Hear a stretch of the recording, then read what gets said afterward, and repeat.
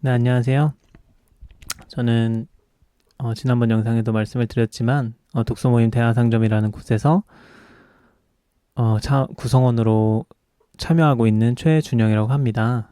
다시 한번 제가 왜 이런 영상을 찍는지에 대해서 말씀을 드리면 어, 그냥 이런 독서 모임에서 많은 이야기들을 나누는 지점이, 그리고 이런 대화상점이라는 곳에서 이런 이야기들을 나누면서 제가 느꼈던 인사이트나 이런 것들을 많은 분들하고 읽지 않고 책을 여러분들이 직접 읽지 않고도 제가 책을 읽고 그 독서모임에서 나눴던 것들을 많이 나누고, 그리고 그런 것들을 통해서 만약에 제 이야기를 듣고 나도 뭔가 되게 인사이트적이고 뭔가 좋은 부분들이 많은데 하시면 많은 분들이 대화상점에 함께 참여해 주셨으면 좋겠다는 생각에 그런 것들을 많이 알리려고 저는 이런 영상을 찍게 되었습니다.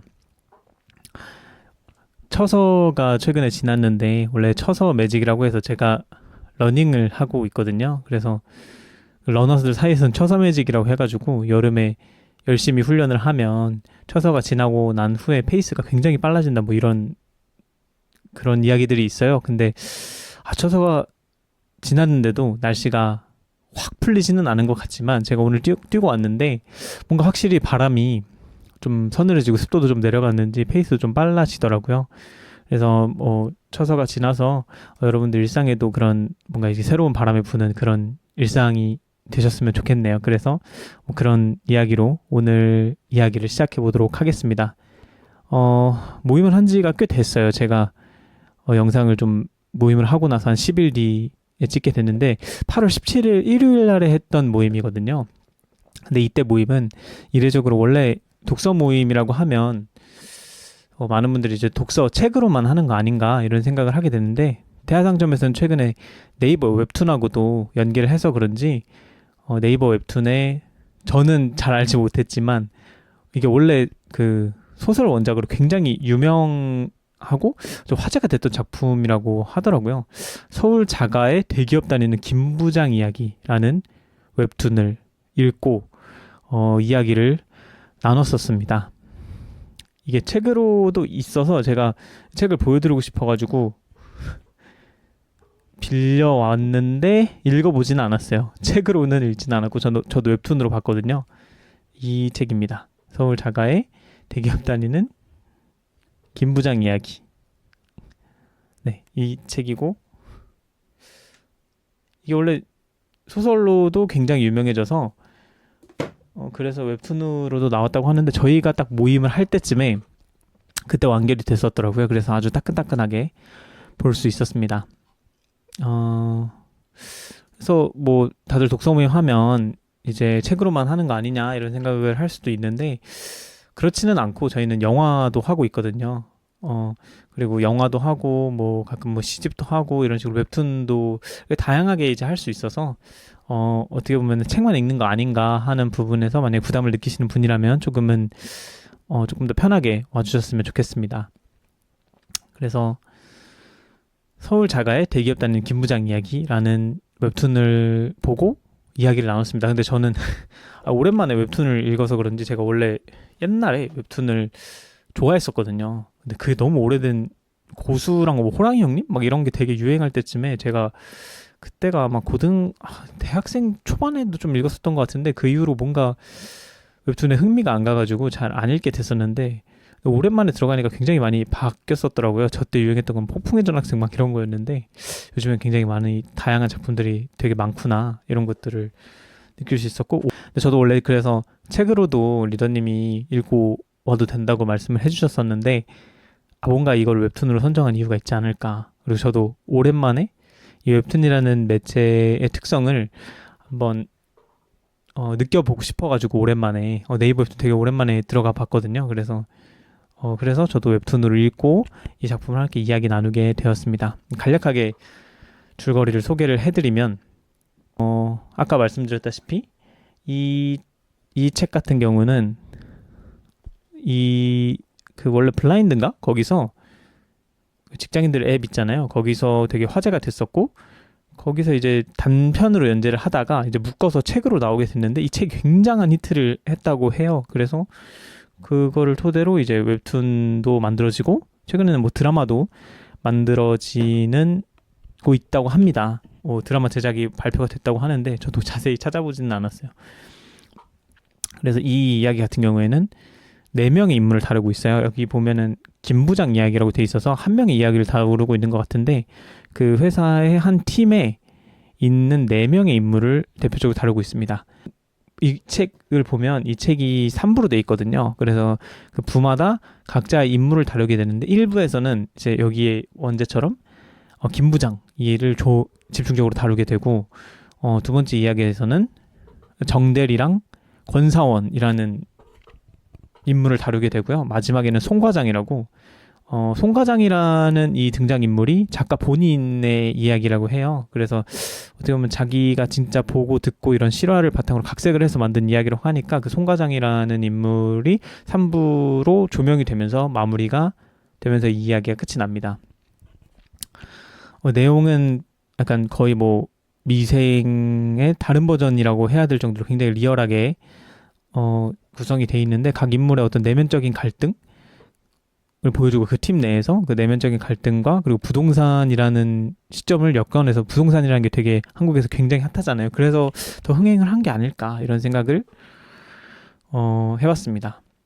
그래서 아까 말씀드렸듯이 간략하게 제가 이제 요약을 해왔는데 먼저 1부는 김 부장에 관련된 이야기로 시작이 됩니다. 김 부장은 아시겠지만 꼰대로 굉장히 그려지는 인물이에요. 그래서 한국에 어떻게 보면은 성장 사회에 있어서 굉장한 성취지향적인 사람으로 살아왔던 사람이거든요.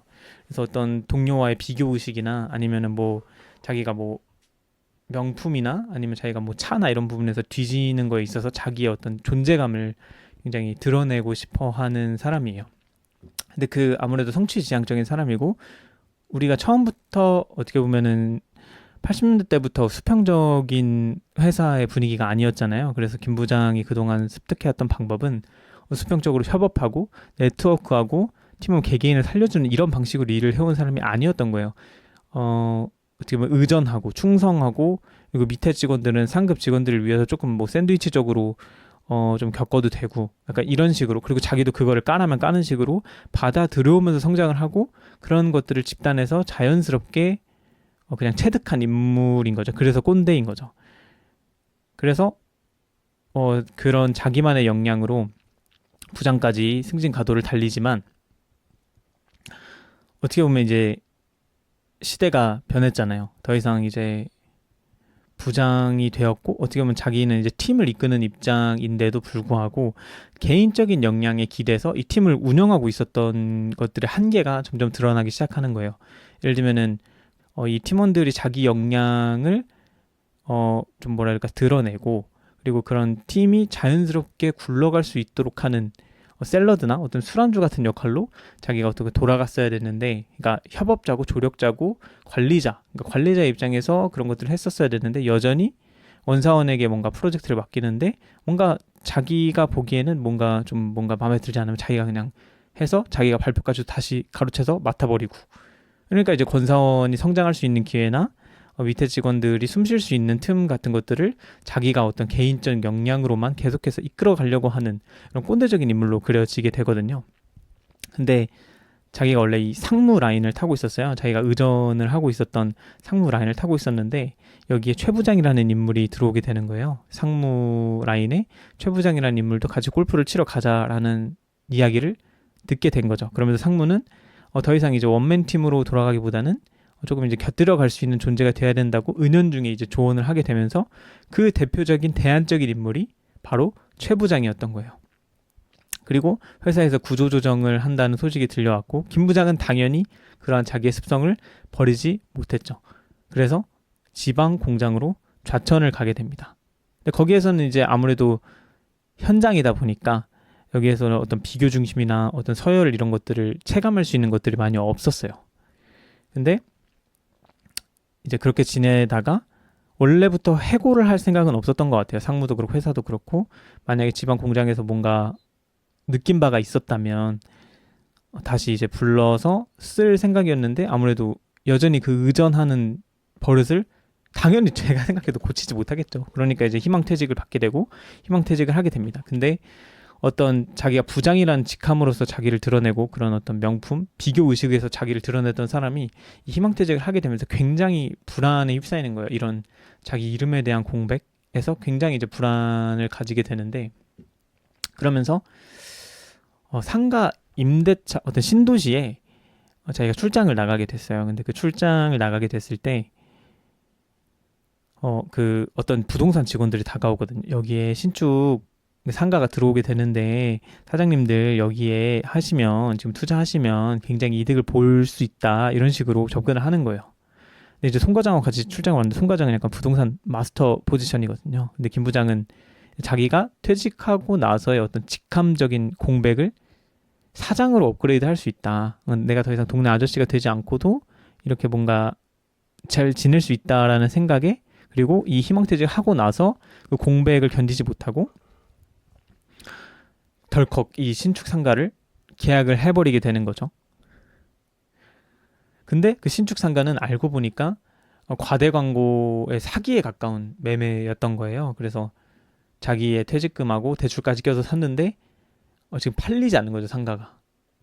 그러면서 이 이야기를, 왜냐면 가부장적으로 항상 자기가 책임진다는 생각으로 아내에게도 이야기하지 않고 아들에게도 이야기를 하지 않고 그런 식으로 자기가 가장이니까 책임진다라는 생각으로 지내왔었는데, 이런 자기의 어떤 큰 실패를 겪고 나게 되니까 이제 마음적으로 계속 병이 생기는 거죠. 그래서 결국 그런 가장 이런 것들을 내려놓고 아내나 가족들에게 오픈을 하면서 어떤 가족들의 관계가 더 좋아지는 것을 체감하게 되는 거예요.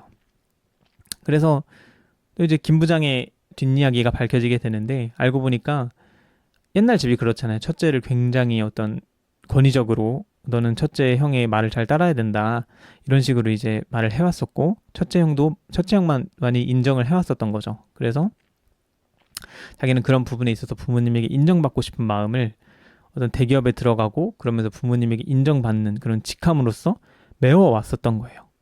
근데 그 정작 첫째 형은 그런 직함에 기대지 않고 카센터를 하면서 살고 있었는데, 카센터에서 일해보지 않을래? 라고 첫째 형으로부터 제안이 오거든요. 그러면서 거기에서 다시 일을 하게 되면서 첫째 형하고의 어떤 그 어렸을 때 오해 같은 거를 좀 풀게 돼요. 그러면서 그 옆 가게 셀프 세차장을 운영을 하게 되는데, 형의 권유로 거기에서 어떤 직함에 기대지 않고 내가 직접 어떻게 보면 현장에서 노동을 하고, 그러면서도 내가 가족들하고 이렇게 이야기를 나누고 수평적으로도 행복하게 살 수 있다는 것을 뭔가 깨달으면서 김 부장의 이야기는 끝이 나게 됩니다.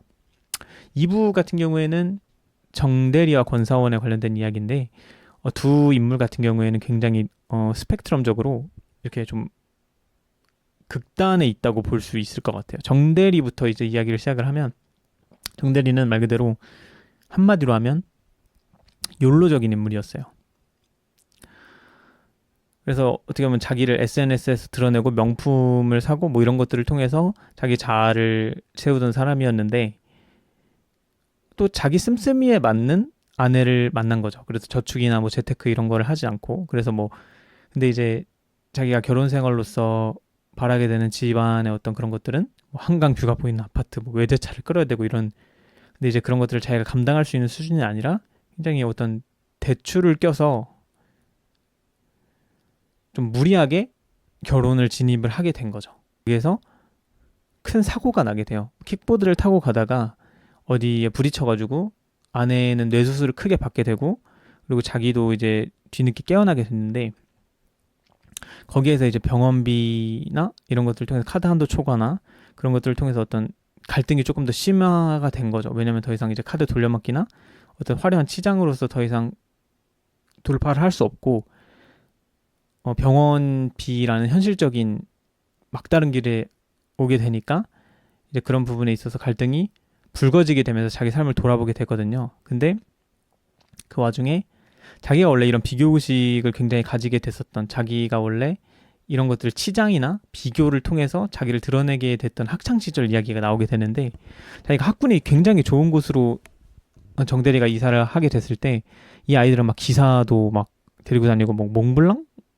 몽클레어인 것 같아요. 몽클레어 같은 것들을 입고 다니고, 근데 그런 것들을 꾸민다는 생각 없이 그냥 자연스럽게 입고 다니는 거예요. 그래서 자기들도 그런 것들을 통해서 나를 어떻게 보면은 드러내야겠다는 생각을 주눅들고 싶지 않았던 마음이 그때 있었던 거죠. 근데 그런 것들을 굉장히 자연스럽게 부모님으로부터 재산을 굉장히 많이 물려받아서 자기가 생각하기에는 꿈꾸는 삶이라고 생각을 했던 자기의 친구가 자살을 하게 되는 사건을 겪게 되거든요. 그래서 걔는 정말 모자람 없이 컸고 자기에 비해서 정말 많은 것들을 가지고 있는 인물이라고 생각을 했는데도 불구하고 친구가 자살을 하게 되는 이벤트로 인해서 자기가 그동안 어떻게 보면 살아왔던 것들을 많이 돌아보게 되면서 이야기가 끝이 나게 돼요. 그리고 권사원 같은 경우에는 굉장히 이제 가난한 집에서 태어났고 할머니와 어떻게 보면 어머니의 보살핌을 받으면서 아 내가 어떻게 보면 공부를 열심히라도 해서 좋은 기업에 들어가야만 어떻게 보면은 집안에 더 보탬이 될 수 있겠다는 생각으로 열심히 공부를 해서 대기업에 들어간 거였었어요. 근데 이제 대기업에 들어갔는데 김 부장 같은 인물도 있고 회사가 아직 수평적으로 바꾸려면 조금 시스템적인 차이가 있을 거 아니에요. 그래서 아까도 말씀드렸지만 프로젝트에서도 뭔가 자기의 역량을 온전히 이렇게 드러낼 수 있는 기회를 받지 못하고 김 부장이 알고 보니까 자기의 어떤 동기들을 챙기거나 자기 후배들을 챙기거나 또는 그런 거 있잖아요. 신규는 그냥 조금 불이익을 받아도 된다라는 마음가짐을 가지고 있었던 김 부장이기 때문에 인사고과를 신규이기 때문에 별로 좋지 않게 줬었던 거예요. 그래서 대리의 진급 누락을 계속 겪게 됐었던 거고 자기의 역량을 온전히 드러낼 기회도 얻지 못했었던 거죠. 김 부장이 좌천되고 나서 최 부장으로 그 팀의 부장이 바뀌게 돼서 기회를 받아서 자기는 프로젝트를 잘 마무리했음에도 불구하고 김 부장이 누적되게 자기에게 불이익을 준 것 때문에 또 한 번 진급 누락을 겪게 되면서 자기의 어떤 진로적인 측면에 있어서 고민을 겪게 되거든요. 그런 측면에서 아 나는 옛날에 내가 뭘 하고 싶었지? 라는 생각을 가지게 되면서 대학원에 진학을 하게 되면서 권사원의 이야기는 일단락 되는 듯 한데 여기서 이제 권사원의 이야기는 두 가지가 나와요. 권사원의 이런 커리어적인 이야기가 하나 나오고 하나는 연애적인 이야기가 나오거든요. 연애에서 5년 정도를 만난 남자친구가 있었는데 그 남자친구가 피규어에 한 150만 원을 지르고 아직도 부모님에게 용돈을 받으면서 생활을 하고 그리고 뭐 게임에는 100만 원 정도를 지르고 뭐 이런 식으로 자기와 씀씀이가 굉장히 대척되는 인물이었었던 거예요. 근데 자기는 결혼이라는 장기적인 미래를 꿈꾸기도 하고 그렇게 되면 재테크도 하고 막 50% 이상을 저축을 하면서 돈을 모아왔는데 돈을 얼마나 모았는지 그런 경제적인 가치관의 차이를 크게 이제 느끼게 된 거예요. 근데 그렇다고 해서 이 남자친구가 자기에게 어떤 정서적인 부분에 있어서 영향을 가지고 있느냐라고 했을 때 자기를 만날 때는 그렇게 돈을 다른 부분에서는 펑펑 쓰면서 막 떡볶이집에 데려간다든지 뭐 자기와 있는데도 게임을 계속 한다든지 어떤 정서적인 영향도 보이지 않는 거예요.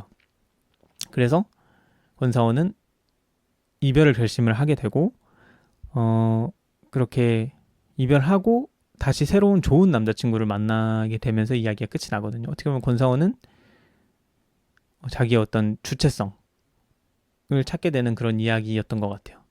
마지막 이제 3부는 이제 작가의 자기 캐릭터라고 할 수 있는 송과장에 대한 이야기입니다.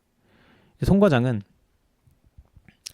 내내 1부에서부터 조언을 하고 굉장히 따뜻한 말을 많이 하고 뭔가 꿰뚫어보고 부동산에 대해서도 알고 있는 먼치킨이라고 좀 그러니까 사기캐 같은 면모를 가지고 있었거든요. 근데 이제 3부에 있어서 알고 보니까 송 과장이 과거에는 ADHD를 앓았었고 자기가 어떤 그런 한계점을 지니고 있는지 몰라서 알바에서 계속 잘리고 자기가 계속 어떤 사회생활에 있어서의 어떤 불이익을 경험하게 되면서 자존감이 바닥을 치게 된 거예요. 그래서 자살 시도를 하게 되고 그 과정에 있어서 부모님이 이 송 과장이 얼마나 정서적으로 지쳤는지를 알게 됐던 거죠.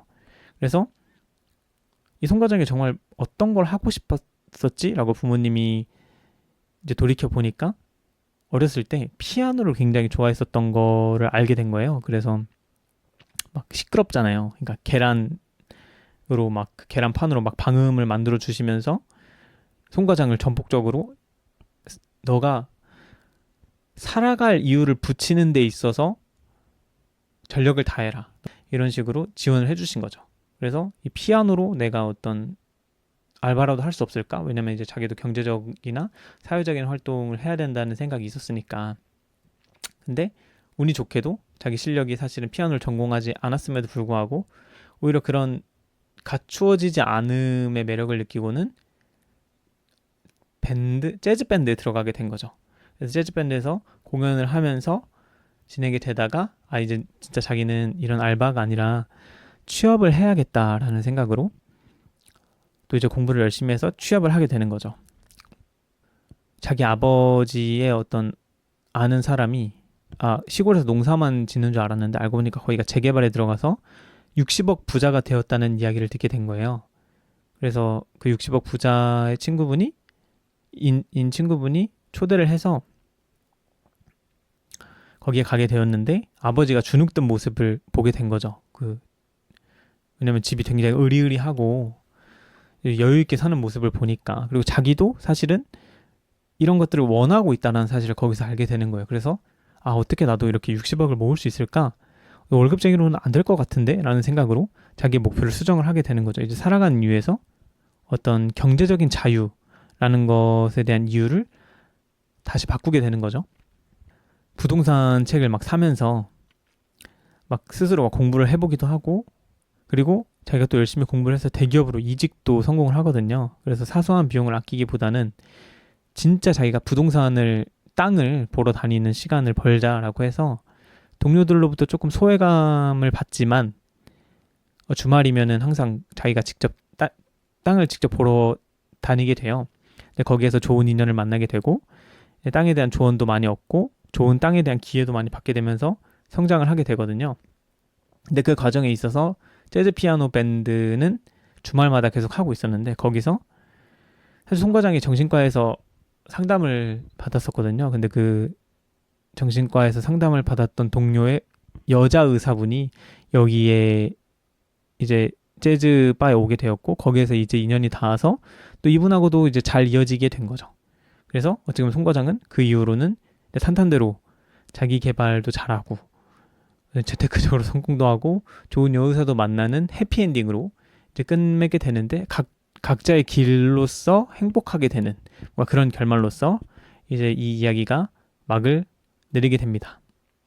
이게 간략한 줄거리인데 거의 다 설명을 해드린 것 같지만 디테일이 많이 빠져 있습니다. 그래도 아무래도 내용을 그래도 설명을 해드리는 게 좋을 것 같아서 저희는 제가 사실 이날 좀 지각을 했어요. 그래가지고 앞에 분들이 이야기를 잘 듣지를 못했는데 원래 대하상점은 처음에 도착을 하게 되면 각자 자기가 어떻게 지났는지 일상을 이야기하는 시간도 있습니다. 처음부터 바로 본격적으로 저희 막 독서 모임 시작합시다 이렇게 하는 건 아닙니다.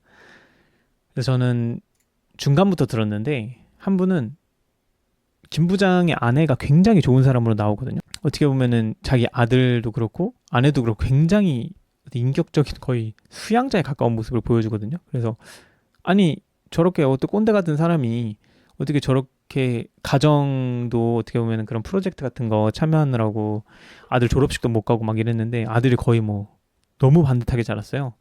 그래서 아내도 어떻게 저렇게 갈등도 없이 저렇게 지내냐, 아들도 어떻게 저렇게 잘할 수가 있냐, 비현실적인 거 아니냐 막 이런 이야기를 해주시기도 했고 어떻게 보면 결국 해법이 재테크로 귀결이 되는 거잖아요.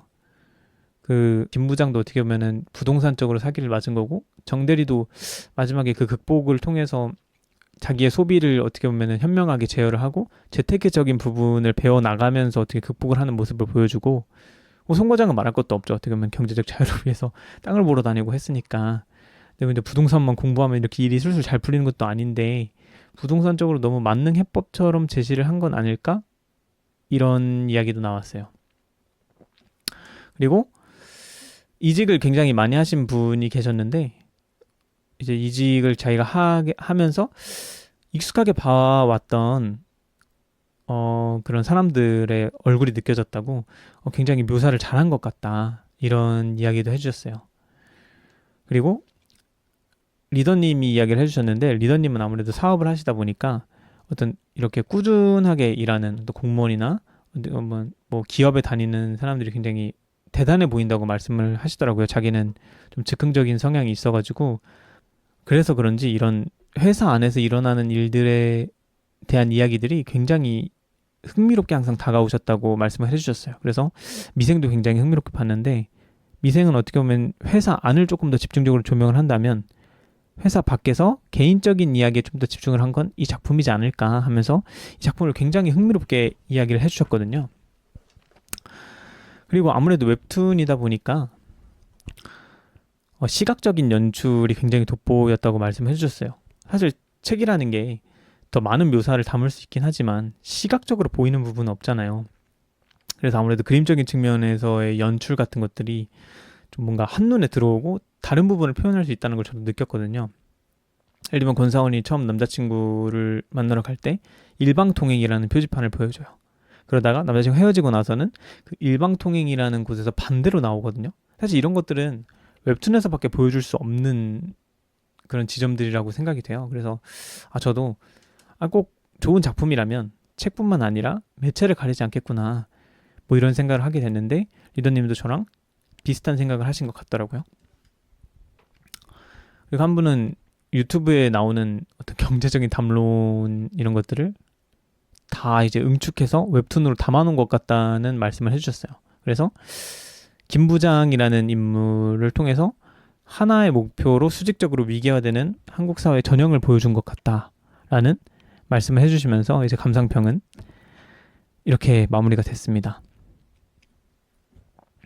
그 다음에 이제 발제가 있었는데, 가장 첫 번째 발제로 나눴던 이야기는 김 부장의 어떤 해고에 관련된 이야기였어요. 김 부장의 해고는 김 부장이 꼰대여서 시대에 적응하지 못했기 때문에 라는 개인적인 책임으로만 볼 수 있느냐, 어떻게 보면은 회사가 토사구팽한 거 아니냐.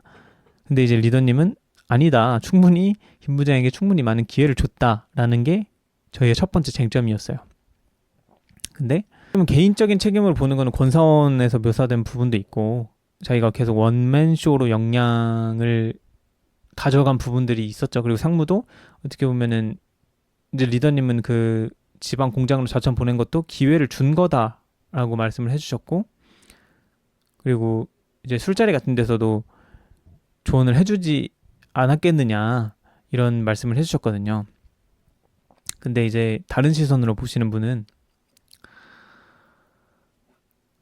사실은 김 부장이 활약했던 시대 자체에서는 그런 개인적인 역량과 의전이나 충성 이런 것들을 굉장히 중시를 해왔고, 그리고 김 부장이 부장으로서 어떻게 보면 1등으로 승진했다는 것 자체가 회사가 그의 역량을 그런 방식으로 인정을 해왔다라는 거잖아요. 근데 그런 방식에서 이제 1등으로 인정을 해서 부장까지 올려놔놓고서는 이제 너 시대에는 필요 없네 하면서 이런 식으로 바로 날리는 거는 회사의 어떤 비정함이나 차가움을 보여주는 게 아니냐, 이걸 만약 김 부장만을 탓할 수가 있는 이야기냐라는 말씀을 해주셨어요. 근데 이제 리더님은 조금 다른 말씀을 해주셨어요. 리더님은 사업을 하시면서 좀 다른 회사에서의 계신 인사 담당자 이런 분들을 만날 기회가 조금 있으셨나 봐요. 이제 그분이 가장 강력하게 해주셨던 말씀 중에 하나가 기억이 난다고 말씀해 주셨는데, 회사의 성장을 개인은 절대로 따라갈 수 없다라고 말씀해 주셨다고 하더라고요.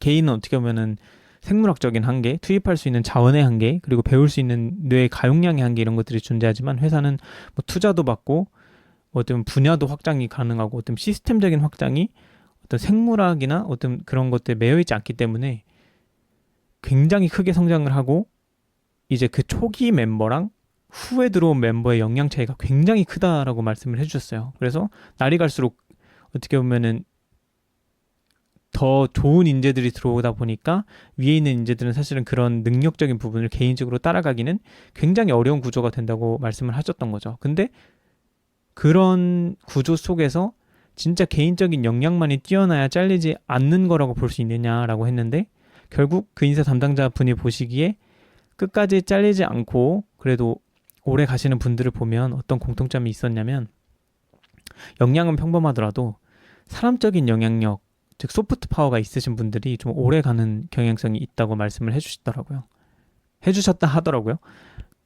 사람들이 좀 편안하게 이 직장에 나올 수 있게 해주고, 그리고 분위기를 조금 더 풀어주고 퇴사율을 낮추거나 이런 사람적인 영향력을 보이시는 분들이 오히려 잘리지 않을 수도 있다라는 말씀을 해주셨더라고요. 부장은 오히려 이러한 부분이 부재했기 때문에 역량에만 의존했기 때문에 잘린 것이 아니냐라는 이야기가 나왔어요. 한 분은 이제 개인적인 이야기이긴 하지만 요즘에는 팀장급으로 올라가게 돼서 관리자급 역량이 자기가 없다는 거를 깨닫게 되는 순간들이 있다고 하시더라고요. 그렇게 됐을 때 그 사람에게 관리자로서 제너럴리스트의 역할을 맡기는 게 아니라 팀장급인데도 스페셜리스트, 그 팀장이 해낼 수 있는 조금 더 스페시픽한 역량을 보여줄 수 있는 자리를 따로 만들어 주거나 그런 곳에 배치를 한다고 하시더라고요. 그런 식으로 김 부장도 어떻게 보면 그 역량이 진짜였는데, 역량만큼은 진짜였는데 그런 식으로 어떻게 보면 회사에 충성해온 인물을 토사구팽하듯이 버리는 게 맞냐, 그런 자리를 보전해 주는 것이 그래도 일종의 예의 아니냐, 예우 아니냐, 뭐 이런 얘기가 나왔었습니다. 이제 정대리 같은 경우에는 뭐 가볍게 이야기를 하면 뭐 꼭 저렇게 사는 삶이 나쁘냐, 욜로적으로 사는 게 어떻게 보면 한 라이프 스타일로 존중을 받을 수 있지 않냐. 근데 단지 이제 정대리는 자기의 어떤 그런 플렉스에 책임을 지지 못하는 모습을 보여줬지만 자기의 어떤 한도 내에서 자기가 주어진 바에 책임을 지면서 충분히 현재를 즐기며 살아가는 것도 존중받을 수 있지 않냐, 뭐 이런 이야기가 나왔었고, 그리고 권상원 같은 경우는 아까 연애적인 측면이 있어서 경제관념이 굉장히 달랐잖아요. 근데 이제 경제관념이 달라도 연인이나 친구가 될 수 있느냐, 그리고 그런 부분을 어디까지 맞춰 나갈 수 있느냐, 뭐 이런 이야기가 나왔었던 것 같아요. 그리고 이제 이 정도 얘기를 하니까 제가 사실 좀 늦게 와서 4시 시작인데 4시 20분쯤에 도착을 했거든요. 4시 25분인가?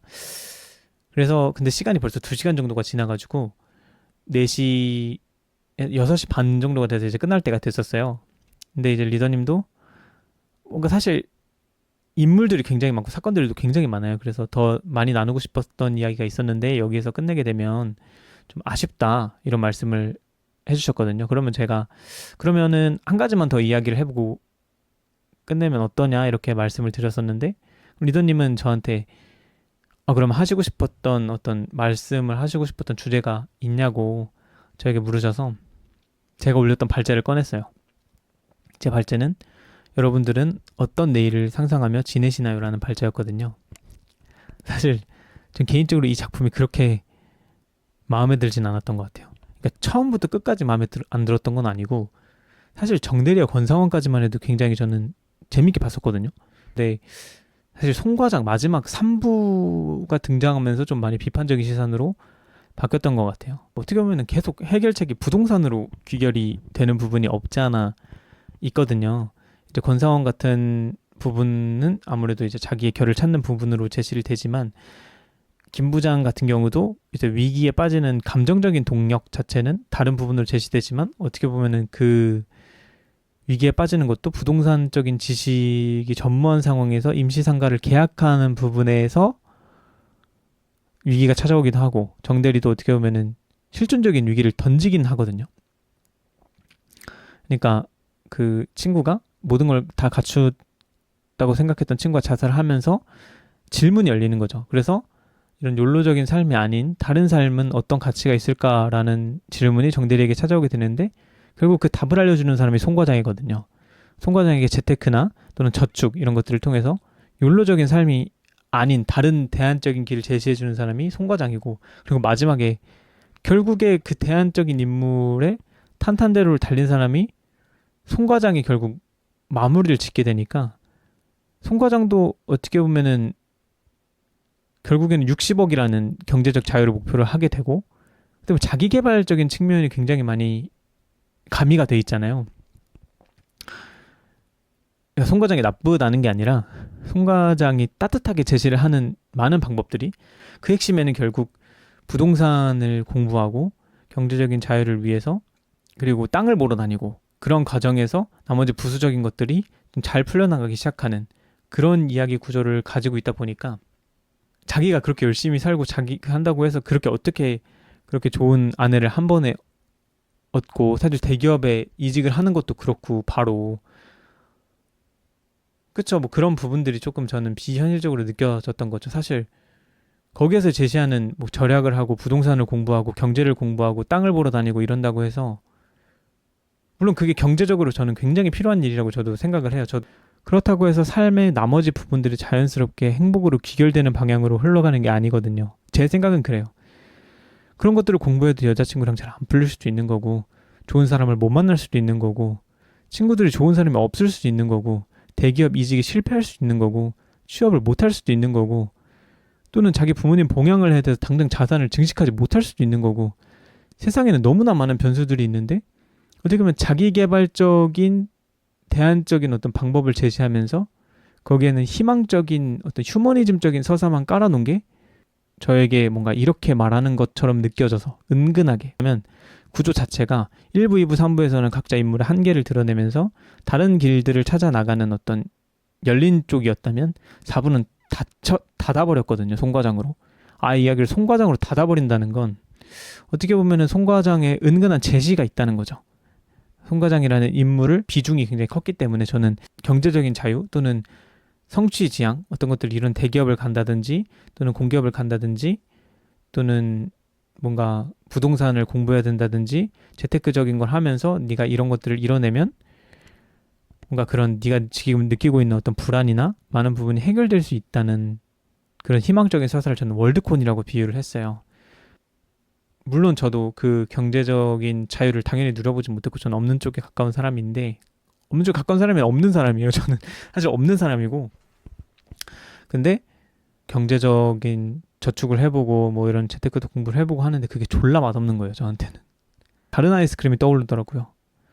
그래서 어떻게 보면 송과장이라는 사람이 이런 대안적으로 제시하는 내일이 어느 정도 함축이 돼 있다고 보는데 여러분들은 어떻게 생각을 하시나요? 라고 질문을 던졌던 것 같아요. 여러분들은 어떤 내일을 상상하면서 지내시나요? 라고 제가 질문을 했던 것 같아요. 그랬더니 한 분은 이제 자기는 근로소득세 말고 종합소득세를 내고 싶다.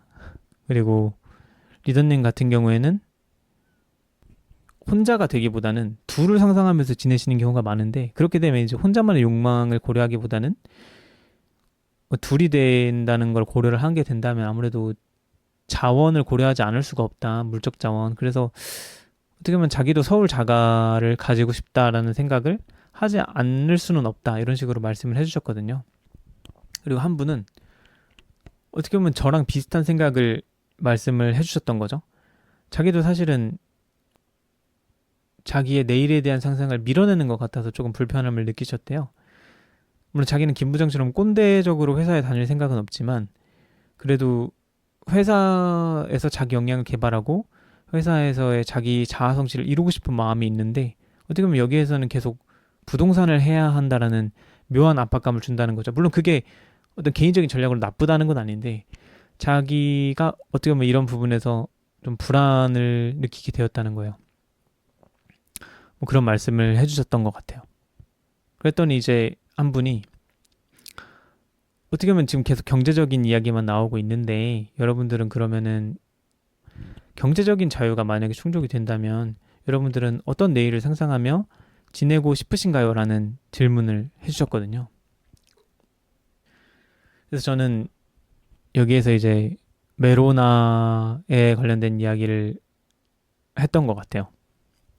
저는 결국 사람이 이 장기적으로 계획을 하고 그리고 어떻게 보면 자산을 축적하고 이런 과정이 안정적인 생존 또는 자기 어떤 쾌락적인 부분이 당연히 개입이 되어 있는 거잖아요. 전 욜로적인 삶을 얘기하는 하는 게 아니라 결국 내가 이 순간에 왜 살아야 되는지 어떤 살아있음도 일말 없다면 내가 어떤 장기적인 미래를 위해서 현재를 다 말라 죽이게 만든다면 그게 정말 이 삶을 온전히 내가 살아가고 있다고 이야기를 할 수 있을까? 라는 말씀을 드렸던 것 같아요. 저는 경제적으로 어떻게 보면은 모든 것들을 경제적인 축적의 상상에 맡기는 삶이랑은 맞지 않았던 것 같아요. 그런 것들이 나의 오늘을 대변해주지 않는구나. 나를 오늘 살아있게 만들지는 않는구나. 굉장히 우울했던 적이 있었던 것 같아요. 그래서 내가 오늘 왜 살아야 되는지, 내일이 아닌 오늘의 이유가 있어야겠다라는 생각을 하게 됐었던 적이 있었어요. 챗GPT랑도 얘기를 했었는데, 챗GPT는 저한테 너는 마스터리 같은 삶을 추구하는 지점이 있다라고 이야기를 해주더라고요. 그거는 어떤 새로운 감정이나 어떤 새로운 장소나 새로운 사람으로부터 어떤 것들을 발견해냈을 때 느끼는 어떤 감동이나 쾌락을 추구하는 성향이 있다는 거였어요.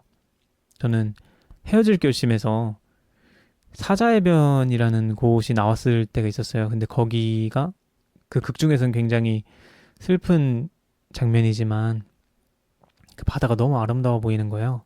그래서 어떤 우리가 상상을 했던 바캉스적인 바다가 아니라 사람이 없는 곳에서 내가 거닐면서 내가 떠오르고 있는 생각과 파도 소리가 발맞추어서 내가 이곳에 있구나라고 충분히 느낄 수 있는 그런 장소에 가보고 싶다라는 생각을 했었던 적이 있었어요. 그리고 1년 전에 고성에 갔다 왔었는데 약간 밤에 혼자 걸으니까 약간 그런 느낌이 나는 거예요. 저는 그럴 때 기분이 굉장히 좋았거든요. 살아있다는 느낌을 받았었던 것 같아요.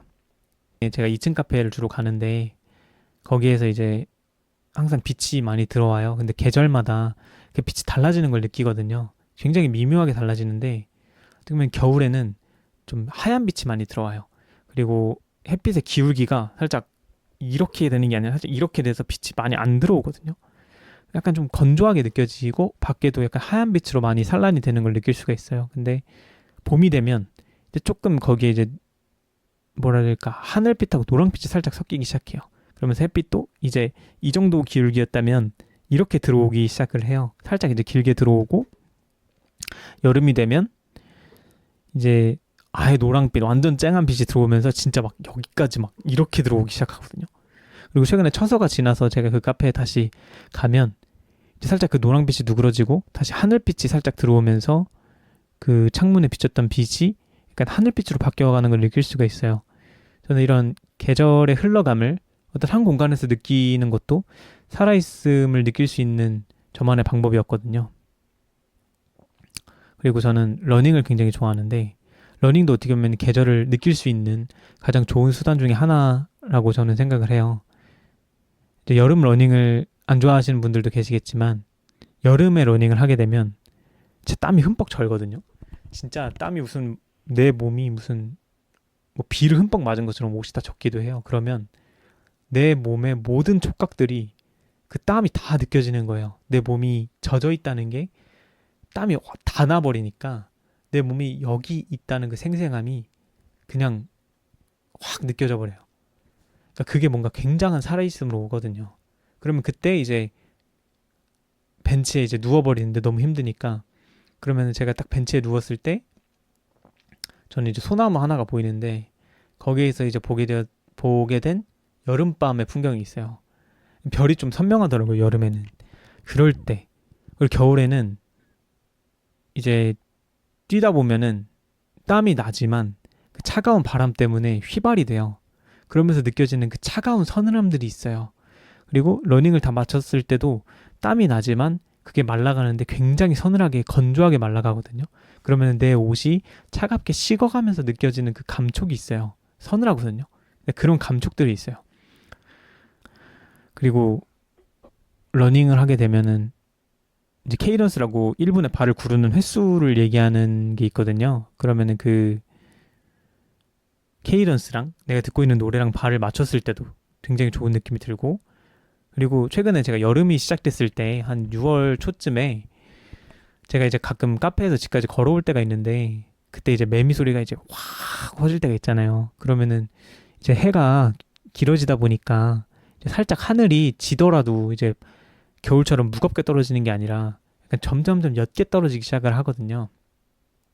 그러면 그 옅게 떨어질 때 느껴지는 그 연 하늘빛으로 하늘이 저물어가는 걸 느끼고 그리고 내 등 뒤가 이제는 백팩을 매면 등 뒤가 축축하게 젖어오는 걸 느낄 수가 있어요. 그러면은 아 이제 여름이 오는 거구나 라는 거를 느낄 수가 있는 거죠. 그리고 최근에 처서였을 때 골목길을 했는데 차가운 바람이 약간 에어컨 틀어놓은 것 마냥 그 더운 기운 사이로 이렇게 쓱 하고 제 얼굴 스쳐서 지나가는 거예요. 그 바람에서 뭔가 가을이 오려나? 라는 생각이 쓱 스치면서 뭔가 그날 그냥 기분이 좋더라고요. 저는 이런 것들이 어떻게 보면 경제적인 내일을 꿈꾸는 것과 어떻게 보면 동일하게 어떤 순간에서는 더 많이 제 일상에서는 더 중요할 수 있다는 생각을 하게 되었던 것 같아요. 그러니까 경제적인 부분을 보충을 하는 거, 그리고 그런 것들을 당연히 장기적인 플랜이나 계획적으로 끌고 가는 건 굉장히 중요하다고 생각을 해요. 왜냐하면 돈은 어떻게 보면 핵심이니까. 하지만 그런 것들만으로 우리의 내일을 설명하기에는, 우리라고 얘기는 안 할게요. 다른 분들은 다르게 생각하실 수도 있으니까. 나의 내일을 설명하기에는 저는 부족한 순간들이 많았다는 거고, 그런 경제적인 내일을 꿈꾸고 그런 자본의 축적을 얘기하는 게 월드콘이라면, 월드콘은 그리 필요하고 우리를 뭐라 그럴까, 살아가는데 필요한 것들이라면, 메로나는 저를 살아있게 만들어주는 거였던 거죠. 메로나는 저를 살게 했던 거죠. 내가 여기에 살아있구나라는 거를 느낄 수 있고, 오늘 여기에 내가 있고 내일도 있고 일주일을 상상하게 해줄 수 있는 거죠. 단기적인 미래 속에서 나라는 사람이 이 시간 그리고 이 공간에 있다는 걸 느낄 수 있게 해주는 그 무언가가, 저는 경제적인 내일만을 꿈꾸는 내일에서는 느껴지지 않았던 것 같고, 결국에는 문제를 계속 열거든요. 이 작품이 어떻게 보면은 김 부장도 꼰대로 묘사되고, 하지만 그 다른 삶을 계속 탐색을 하고, 정대리도 그 자기의 삶이 깨지는 경험을 하게 되고, 권사원도 주체적인 결단을 하게 되고, 근데 결국 마지막에 그 결단으로서의 모범이 등장하는 게 송과장이기 때문에 이 부분이 살짝 정답으로 느껴질 수 있다는 거예요. 제 생각엔 그렇다는 거죠. 저는 그래서 3부 쪽에서 조금 불편함을 느꼈었던 것 같아요. 나머지 1부, 2부, 3부는 문제를 여는 부분이었기 때문에 굉장히 좋게 봤는데, 그래서 저는 월드컵만으로는 살 수 없다라는 거, 그리고 저는 월드콘과 메로나를 같이 먹으면서 내일을 상상하고 싶었어요. 저는 다시 한번 말씀드리지만 경제적인 것이 중요하지 않다고 말씀을 드리는 게 아닙니다. 오늘 내가 여기에 살아있다고 말할 수 있는 무언가가 그래도 꼭 경제나 그런 것들이 아닌, 부동산이나 이런 것들 아닌 것들 중에 필요하지 않을까라는 저만의 생각인 거고, 이거 저만의 가치관인 거죠. 어쨌든 이렇게 이야기를 그날은 끝이 났고, 저는 굉장히 재밌게 봤었던 것 같아요. 웹툰도 오랜만에 웹툰을 보니까 또 이런 면이 있구나. 그래서 뭐 송곳이나 뭐 최근에 살인자 난감 그 웹툰도 하더라고요. 그래서 혹시 웹툰을 같이 이야기를 나눠보고 싶으신 분이 계시다면 대하상점으로 놀러 오십시오. 그리고 보드게임 나잇이라고 대하상점에서는 토요일 밤인가? 지금은 좀 지났는데 토요일에 모여서 보드게임을 하는 행사도 있어요. 리더님 보드게임을 좋아하시거든요. 그래서 혹시 보드게임도 같이 하고 싶으시거나, 또는 뭐 웹툰으로 이야기를 하고 싶으시거나, 난 영화도 보고 싶다 라시는 분은 대하상점으로 놀러 오십시오. 이번에 새로운 모임들이 많이 열렸다고 합니다. 아무래도 대화라는 것도 결국에는 소규모 깊이 있는 대화도 있지만, 러닝으로 치면 그런 거는 이제 템포런이라고 해가지고 샤프닝이라고 하죠. 날카롭게 만드는 스피드 훈련도 필요하지만 이지론 같은 모임도 분명히 필요해요.